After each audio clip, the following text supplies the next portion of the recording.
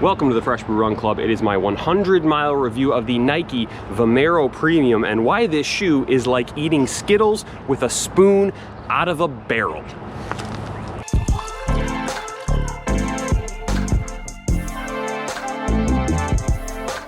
Welcome to the Fresh Brew Run Club. My name is Aaron and I am excited for another shoe review. Today I am reviewing the Nike Vomero Premium after 100 miles.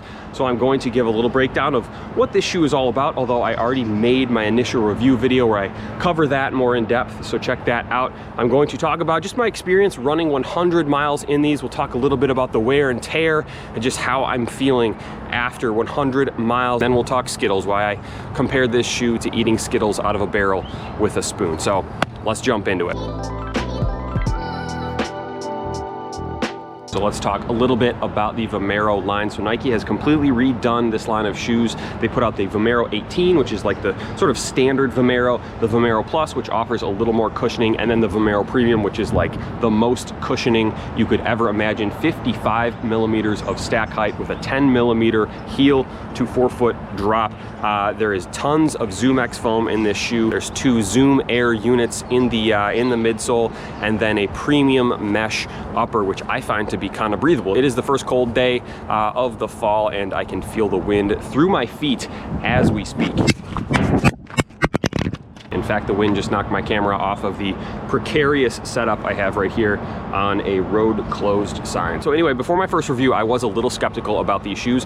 They are $230 retail, which is incredibly expensive, especially for a shoe that is a max cushion shoe. It's not a racing shoe. It doesn't have a carbon fiber plate in it. So for something that in theory is only going to be for easy runs, $230 is a lot of money. So it had very high expectations to live up to.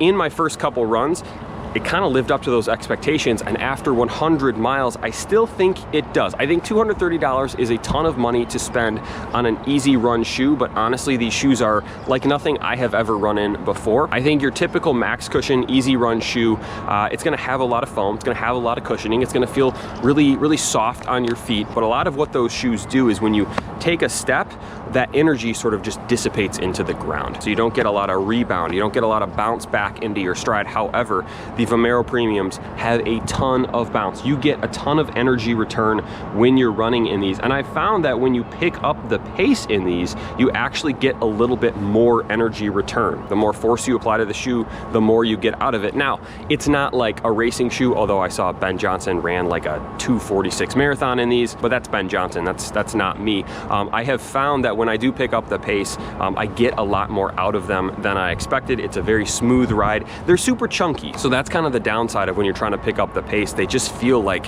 big old blocks on your feet. The ZoomX foam is pretty lightweight, but you know, they are on the heavier. The ZoomX foam is actually on the lighter side of the foams out there, but I wouldn't call this like a racing shoe or a fast shoe. However, I was surprised by the amount of speed I could get out of these. All right, I moved my camera trying to get out of the wind a little bit. Let's talk stability. Are these a stable shoe? No, they're not. You are on 55 millimeters of lightweight foam and air zoom units. They're not gonna be a stable shoe. I wouldn't take these out on like a trail. However, they are super, super wide, which makes up for a lot of that instability from the foam. I haven't had an issue with my shoes, and in the past I have had a lot of issues with unstable shoes and twisting my ankles. However, these are fine. I wouldn't take a corner at high speeds in these. I would, you know, kind of ease my way around sharp corners, but I haven't had major issues with the stability of these shoes.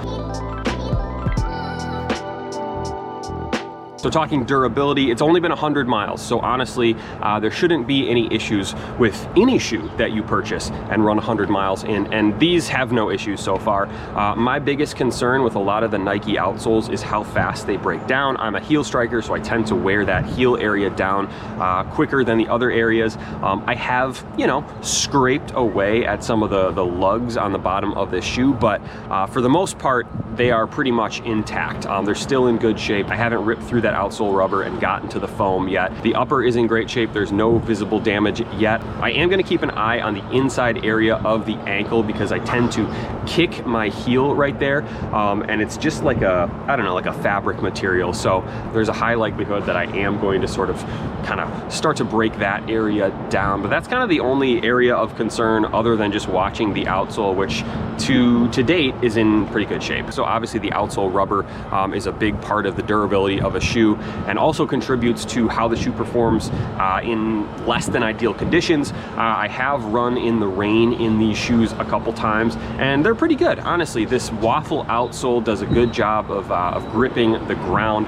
But as far as like generally wet conditions, these are fine. The thing I did notice about them, and I don't know if this is like wear and tear or just how the shoes are made, they're very squeaky when they get wet. I think it's that Air Zoom unit like plastic material squeaking against the foam. I experienced the same thing to a much louder degree with the Nike Alpha Fly 3s. These are kind of a little more subdued squeak, but you definitely hear it when they get a little bit wet. So just something to keep an eye on. So if that annoys you a lot, just a fair warning. They are a little bit squeaky.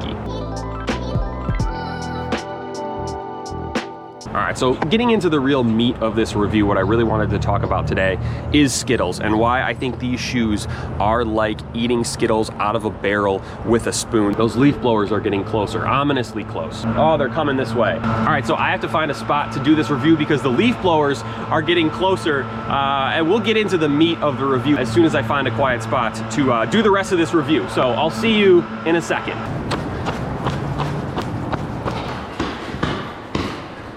Yes.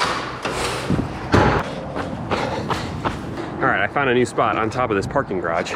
Kind of cool. Okay, I think we're clear. Anyway, story time. So back when I was a kid, on my Christmas list, I put a barrel of Skittles. I'm a huge fan of Skittles. I was then, I am today. I always will be a huge fan of Skittles. So my grandma saw that and she said, you know what, that would make a great Christmas gift. So she fashioned a barrel out of like a cardboard tube and put a spoon in it and just filled that thing up with Skittles. So over Christmas vacation, I'm playing with my toys. I think I was building like a Sears Tower 3D puzzle and just wolfing down Skittles. Those first few spoonfuls of Skittles are fantastic. It's like the best thing you've ever had. But after like 10 minutes, 15 minutes, 20 minutes goes by where you're just shoveling spoonfuls of Skittles into your mouth, all of a sudden things start to turn a little bit and you get a little bit sick to your stomach and you say, you know what, maybe just housing Skittles with a spoon from a barrel isn't the best idea. The first few bites are great. Everything beyond that is just a little bit overkill. And that's kind of my experience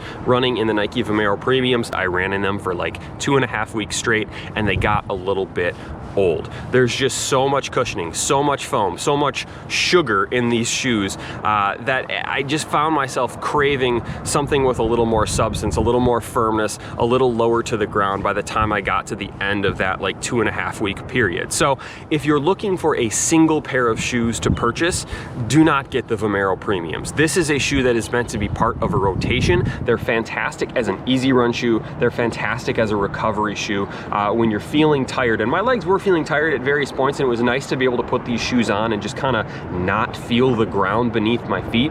But as a consistent daily trainer, they just got a little bit old. Like I said, I was craving running in something a little more firm, something that I could feel the ground in, which these are not the shoes that you're gonna feel anything under your feet in. So again, not a bad shoe at all, but definitely a shoe you want as part of a rotation. You wanna mix these in with something a little firmer, something a little faster, something with a little more stability. Because if you try to run in these shoes every single day, I think you'll probably get a little bit sick of them. Which again, we go back to the price, $230. You probably wanna run in a shoe every single day that costs $230, but this is a shoe that needs to be part of a shoe rotation, not just a standalone single shoe that you're gonna buy and do every single one of your runs in. So overall, I have a 3-tier rating system. Trash them, which means I just stop running in them after like a few runs. Keep them, which means I'm gonna keep the shoes, but I'm not gonna buy another pair, and then buy them again, which means I like the shoes so much that I wanna run in these until I can no longer run in them, and then I'm gonna buy another pair and run 300 or 400 more miles. So far, this is an interesting topic. I would say these are a keep them. I'm not putting them as a buy them again because I think this is a shoe that I would only buy like once a year, right? I wanna use it a little bit sparingly for specific easy runs and recovery runs. I don't know if I would run in these enough to justify buying them again. I would want to focus on buying other shoes. I called the Vomero Plus a buy them again. That would be like my everyday easy run shoe. This is like a more specialty easy run shoe. So it's not that I dislike these shoes, it's just I don't think I would run enough miles in these because I will use these somewhat sparingly for more specific purposes. So now I don't know what the future holds for these shoes. I don't know if they're gonna make a Vomero Premium 2. If that's the case, I probably will buy those. So I don't know if that counts as a buy it again. We'll see what happens, what shakes out with the Nike shoe rotation. It's a great shoe. It is, I've never experienced anything like this shoe, especially from an easy run shoe. It's a lot of fun. They're super bouncy. I like the way they look. I like all the colorways that they've put out of this shoe so far. So